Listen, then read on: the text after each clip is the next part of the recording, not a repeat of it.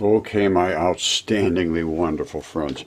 As we know now, mud fossils is literally a new science. It's a new geology for certain. We never expected that giant creatures existed that were so big that they literally were the landscape. Nobody ever expected that, so nobody's to fault here. So what do we want to do? We want to try to learn about it. Yeah, obviously. And that's what I've been trying to do. For 10 years, I've been really deeply into this. Now, I'm getting a lot of people that they understand now, yes, this is pretty valid. So they want to understand, what are these huge tree stump looking things all over the earth? And I say, no, they are not tree stumps. And they say, oh, no, they're tree stumps. They look just like tree stumps. Well, they do. But they're not tree stumps. I'll explain what they are. And the reason they're not tree stumps is that all of this mud fossilization, these gigantic, enormous creatures were preserved during a great flood. Immanuel Velikovsky, who I wrote a book about, was a hero. He investigated every culture on Earth, the documents, the drawings, the papyruses, the carvings, the tombs, the tablets. He went through everything, the museums, the libraries, the religious institutions, all of the scholarly areas, and he compiled an entire series of exactly the same statements all around the earth, by every different dynasty, every different kingship and royalty. They all recorded these events happening. 3,500 years ago, the earth was wrenched. And they said it was from almost like an impact. Well, it was almost an impact from a gigantic comet, almost the size of Earth, that impacted our atmosphere, combusted everything, and it boiled the oceans and all of this. But at that time, all of these giant creatures that were on Earth were boiled and cooked, literally, in the boiling waters. This is what Immanuel Velikovsky says. And you can read his work, and I did extremely well, and now it's being brought back up again, because we realize he was right, and everybody else was destroyed and was wrong. And he was destroyed, absolutely destroyed. 11 weeks on the bestseller list, top #1 book, and they made him take it off the bookshelves because the academics said, "We'll never buy any more books from you." And the publisher said, "Oh, I'm not going to publish it anymore." And he got it done elsewhere, but they destroyed him. Let me just put it that way. He's still, nobody really knows his name very much. That's why I wrote a book about him. I don't want him forgotten. And the ones that know him now know him as a joke. They laugh because they've been indoctrinated by the system not to believe anything except what they're told to say. And if they don't say what they're told to say, they get failed. They lose all their money, and they have no option other than to comply and say, "Okay, yep, you guys are right. Yep." So here's the deal. Anyway, let me get back to this. My point is, we have to start looking at this stuff with new eyes. Now, this is the direct dissolution of cellulose. Well, what is cellulose? It's plant material. It's plant material. It's cellulose. Now, so we want the direct dissolution of that cellulose. What dissolves cellulose? Almost nothing, believe it or not. Cellulose is very, very tough stuff. And it's this main structural component in plants. That's what makes it structurally stay there. Now, in the boiling water, with all the salts involved, and there was a ton of them, here's what it is. The best thing they can use is soluble in aqueous, which was watery, sodium hydroxide. Well, what is sodium? Sodium is salt. Here's what sodium is right here. Sodium hydroxide. It is highly soluble in water. Sodium hydroxide, salt. And we know we have all kind of salt mines and salt caves and all that stuff. And this is all from biology. It's just time to pay attention to this. And the trees dissolved, so they did not weather the storm like the creatures. And Devil's Tower is a foot. That's a foot of a giant creature. Sorry, that's just a fact. All right, you see here? plants don't contain collagen, but you need them to make collagen because they contain all of the raw materials. See, they don't contain collagen like humans or animals. With that being said, they play a huge role in how animals and humans even continue to produce collagen. Now you have to look into the chemistry of what collagens are made of, and what is the best source of collagen material. Because every different plant has a different type of chemical composition in it. And if your bacteria in your body is in good shape, the bacteria will create enzymes and catalysts to break down the products, but you have to have the right products coming in, and then you have to have the right catalysts and enzymes, so that means the right bacteria. So it's a bit of a dance, but it always ends up being both ways. When you're alive, it's nucleophilic substitution to bring in the good stuff, take out the trash. When you die or a creature dies, it's nucleophilic substitutions to say, hey, if you don't stabilize me as a molecule, I am going to just fall apart. I'm going to go away from here. And it's okay. Well, I can hook you up with some zinc. How about that? Ooh, that'll work. Boom, done. And then it becomes a piece of stone. And that again, it's all chemistry. And that's like I like chemistry. I did a ton of it, and I like it, and I understand it. And most people don't. You get a geologist, he has no clue about chemistry or anatomy or any of that stuff. They look at it, and to them it's just nothing.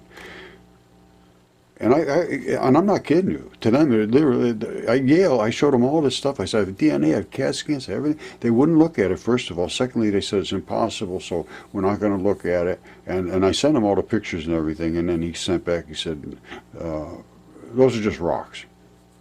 I said, okay. What can you do? How are you going to fight with that? Okay, this is a tendon, and they're all over the earth, and they are tough. They create limestone, basalt, basalt primarily. And they start like this in several segments that break into sometimes blocks. See that? It's a block-looking thing. Then they come down into these hexifibers, and then they sort of get a little mottled looking, and then they get really crazy looking. And then they come down to the fibrils, the tiniest little bits at the end that attach to tendon balls.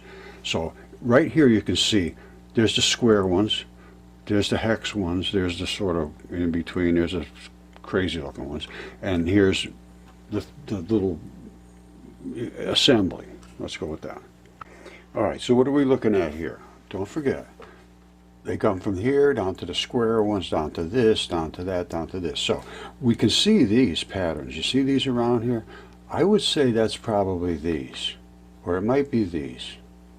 But it's probably these, because they're not perfect like these, because it comes down to really perfect areas, you know, and they call them volcanic emissions. No, you see how these are not perfectly perfect, and these are. There's an area sometimes they're absolutely flawless.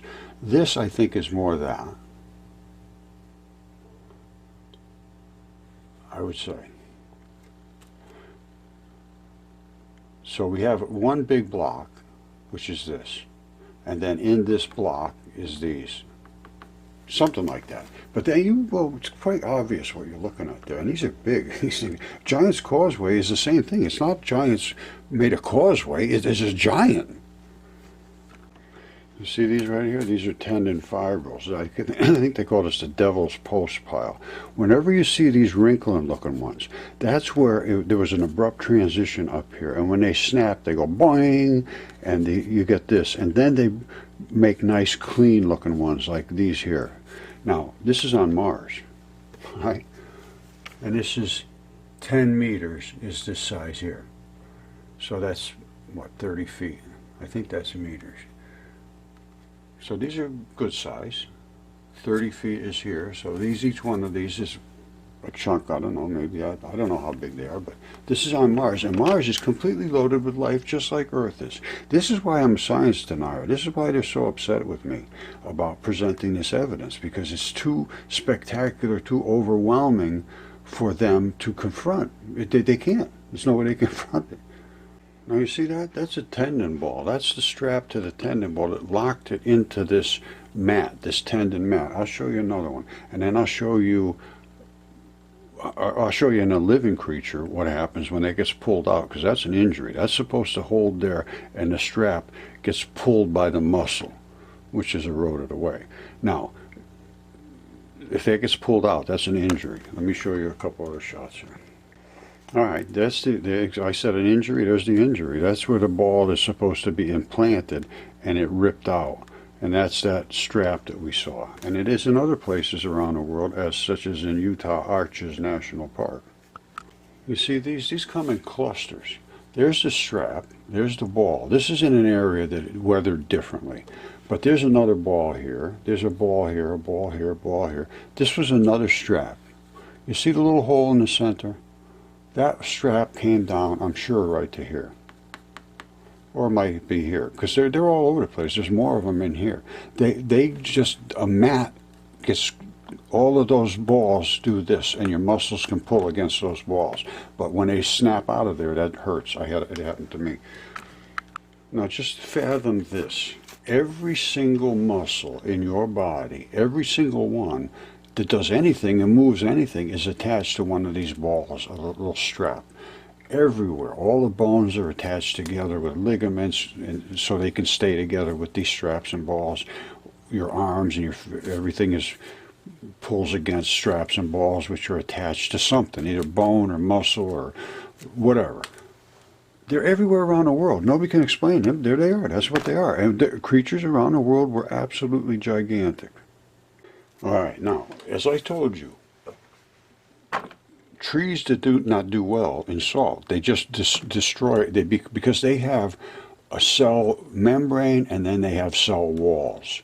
And they just get invaded and then they get exploded and they just fall apart. So there was some places like, hold on, I have one here, here it is, that petrified trees, they call them petrified trees. And what they did was they were in an area that had specific chemistry that worked with cellulose. Very rare. That's why you only find them here and there. Now, what we were looking at is the feet from giants, and I mean they're huge, because the giants were huge. This is body chemistry. Mucosa is nothing more than skin or a layer of membrane, and below that is a squishy tissues, which is this interstitium. And there's a fluid-filled bags with these black balls. They're tough as hell. And the rest of it just falls apart. It's real floppy. And here's what it looks like when it does that, falling apart next to the ocean. The black balls don't decay. Well, they do a little bit. But this is all the mud. See all the mud? That ran away from this red flesh that is eroding. The black balls are still, they just keep coming on out of here, and all of the flesh erodes away because it's wet and gooey and muddy and fleshy. Now, you see these? They will grow all kinds of moss and lichen and all kinds of things on these balls, because they still have a lot of chemistry, a lot of fleshy biology left into them. And that's why they sell blood meal and bone meal for plants. They love it. But you can see what you see here. I'm not making this up. That's exactly what, look at it again. This is it. This is the water washed up in here, and all the balls laid down here, and all the mud is down with it, and all the red stuff is here, and the white skin is up there. Exactly what you're seeing. All right. This is a foot from a gigantic giant. These are people down here. All this red stuff is from the fleshy erosion. That literally is the Achilles tendon. It runs up from the heel bone, the calcaneus, runs up and attaches to the bone that runs up the leg, which is right there. This is in a condition where it eroded differently than like other places where you see the limestone columns. This has still got a lot of fleshiness around it, and skin and so forth.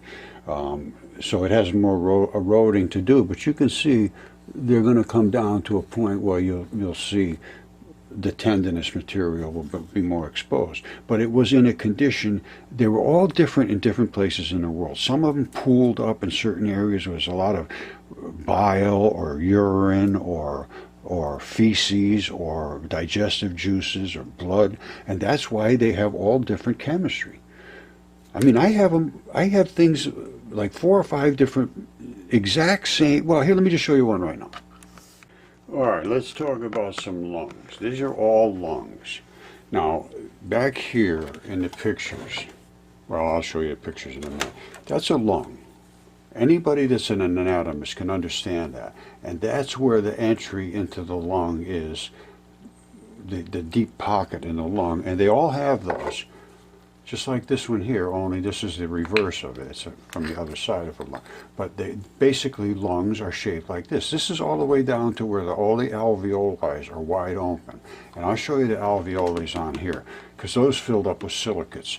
This just emptied everything. But you can see all the red blood is still in there, these iron oxides, the redness there. And that's the way lungs are designed. And then they have these big cavities in the back of them. You see?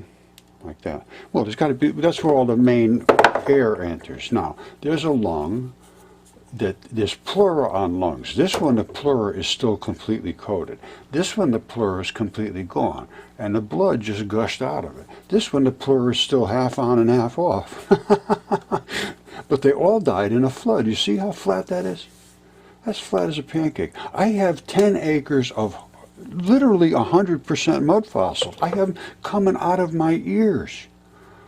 This is just I don't know if it's just a spot that it happened just at this exact spot. Well, it obviously happened at this exact spot. But did it happen everywhere in the world? This was DNA tested as human. Another one that has that same anatomical look. And I mean, it's been DNA tested. Anybody that knows what a lung is knows that that's the pattern of the lobes of the lung. Again, flat as a pancake from the flood. There's literally blood coming out of here. When it came out of the ground, there was blood running out of them. This is a lung, but guess what? It's the guy's whole back. There's the lung lobes inside here. And this is his back right here. And these are the bones in the back, and it deteriorated laying on this side down. This is why the black blood is running down here like that, and this all ran off in some kind of running over it and whatever. But these are the lobes of the lung that would normally be filled up with air. So I think and here, let me just show you this real quick. This lung here, you see all these little alveoli? That's these right here. It's the same stuff. Now, they were filled up with blood, and the reason is that lung would be like this lung right here. Okay, so when it died laying like this, and all the blood that was in here came down. Now, why all of the pleura, which is that's the coating, the wrapping of the lung. Every organ in your body and everything in your body has a membrane to separate it from all the stuff it's not supposed to be mixed in with. That's a membrane. Well, the lungs have a really heavy duty one. It's called pleura, and that is like a big rubber bag, and this one is just missing off of. And I have all the anatomy books. They show it the same way. They show it with the pleura on, and then what it looks like when you get down to here. I have it all in reality. These are cartoons, but boy, I'll tell you, that book, whew, it really shows the stuff in reality, because all my stuff looks exactly the way they have it portrayed in that anatomical book that I have. Anyway, this is pretty good evidence that shows they were giant, they were here, they're DNA tested, they're CAT scan, and they do preserve strictly because of the salts. Well, not strictly because of the salts. No, that's a stupid statement to make. The salts are primary to preserving them in many, many cases. Where there's other areas, they may not have a lot of salts, or they may have something that the salt is more attracted to than the cellulose for some reason. I don't know. But very rare that you do see petrified trees. There's a certain areas, and I'm sure it's got something to do with the chemistry right in that, well, I know it does, and the chemistry right in that area, if we could isolate where it was, what kind of an organ it was next to, because it could be just almost anything. It could be a liver, it could be a kidney, it could be a heart, it could be or somewhere in the digestive system. Every bit of you is different chemistry. 100% of you is is, well, not 100%. Let's put it this way. There's so much diversity in your body. There's different types of cells and tissues and membranes and tendons and muscles. There's striated muscles and flat muscles and all kinds of different things. It's just a marvelous, unbelievable masterpiece of craftsmanship. And I just find it very difficult to think that all of these things all just developed from one molecular source or one cellular source, and evolution took over and created everything. I realize everything adapts. Everything adapts to its environment, absolutely, no question about that. And it does take a long time. But I don't think there's a diversion from geese to people and so forth. And evolution right now is in so deep trouble that it's virtually passé at this point. And we need to look back at our original history. Hesiod, Ovid, read them. Hesiod and Ovid. Read the Theogony. Read Ovid's Metamorphoses. He said that Zeus and the gods created the earth from other creatures. It says the whole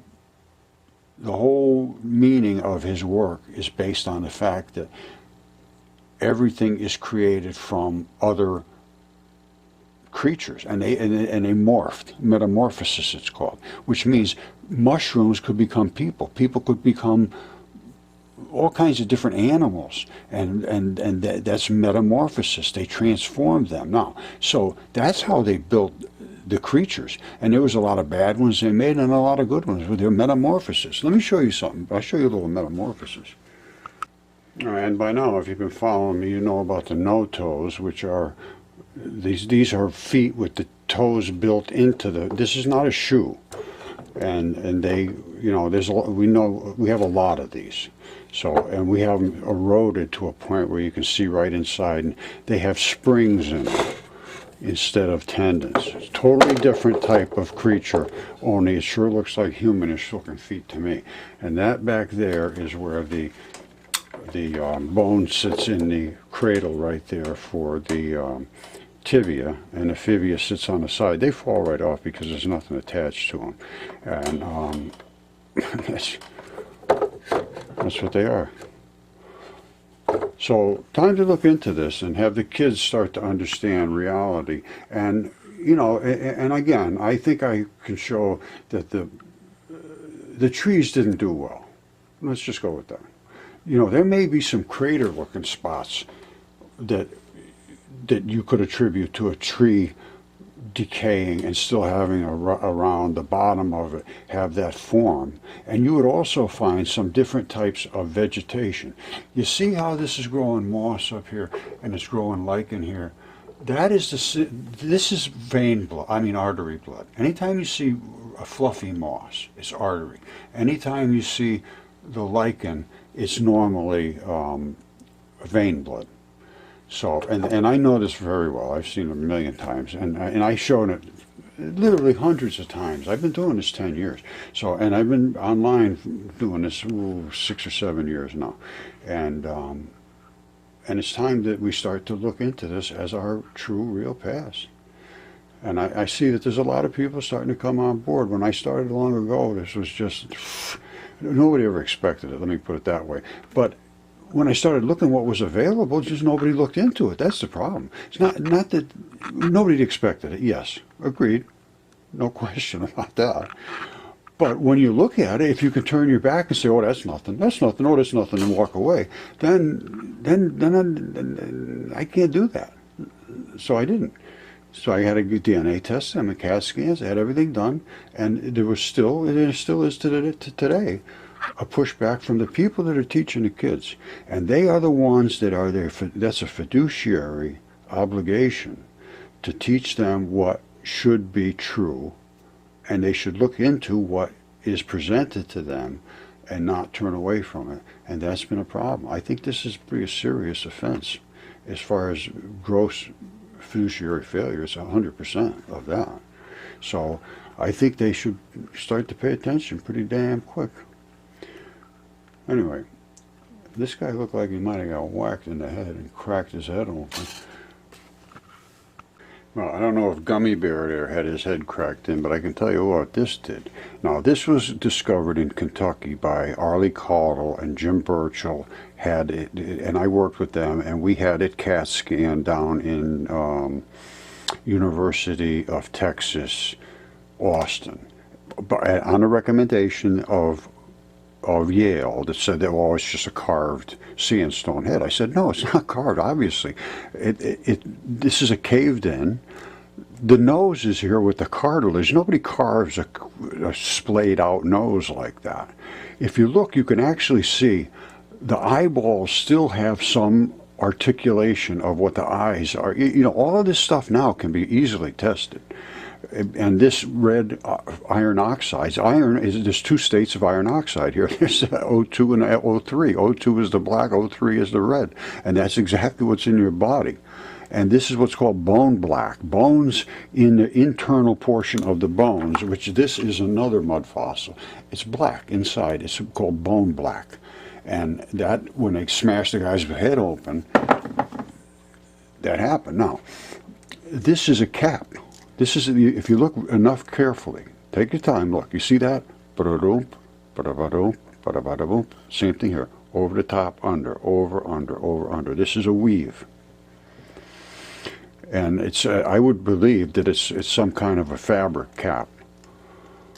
And Jim Burchell, who I dealt with pretty extensively, he said you could take a plate. I didn't ever have this in my hands. I don't need to see it and touch these. I can tell by the chemistry that I'm looking at. They say, oh, this is just sandstone, feldspar. Well, no, it's mineralized tissues. And this happened to be in a place that was very similar to my mud fossils, where even goose feathers do this. Bones separate out and do this. Now, this I know what I'm talking about on this thing. There's no question it is what it is. And then now it can be very easily tested. At this point, this goes back to before I even had my stuff DNA tested. I figured for sure that they would pick up on this because it wasn't in the giant realm of the stuff that I show. Because my stuff is giant and huge, and that really scared the hell out of them. That really made them upset. But this, I figured, well, maybe they'll go for this. And maybe they would go for my lung and all the other stuff I have that is human size. No, they wouldn't. They don't allow this. And they still don't allow it. And my next video is going to be about Mary Schweitzer and how she's been basically destroyed. And she had soft tissue. I think she was the first one that really brought it forward, and then she brought it to 60 minutes, and things did not work out well for her. And she's, you know, I mean, it worked out well for her finding truth, but not for her career and her marriage and everything. And we're going to go into this deeply because I've experienced all the same things. Everybody that does this speaks up against the powers of academia. They are really like absolutely ruthless and vicious, actually, and they are as incompetent as anybody I've ever seen. They're just a herd mentality animal, and the mindset is exactly that of someone who completely denies reality for what we call menticide, and that's to work for somebody else's best interest against your own best interest. Your own best interest is to know truth and reality and what our ancient past is and what we're really looking at when we look at these things. And somebody to stand up like she did, I give her a lot of credit. So, because I know how hard it is, trust me. I've been doing this for a very, very, very long time. And my physics research too, same thing. No matter what you present, if you present it to the people that already have the authority to dismiss it, it's dismissed. So, next video is about Mary.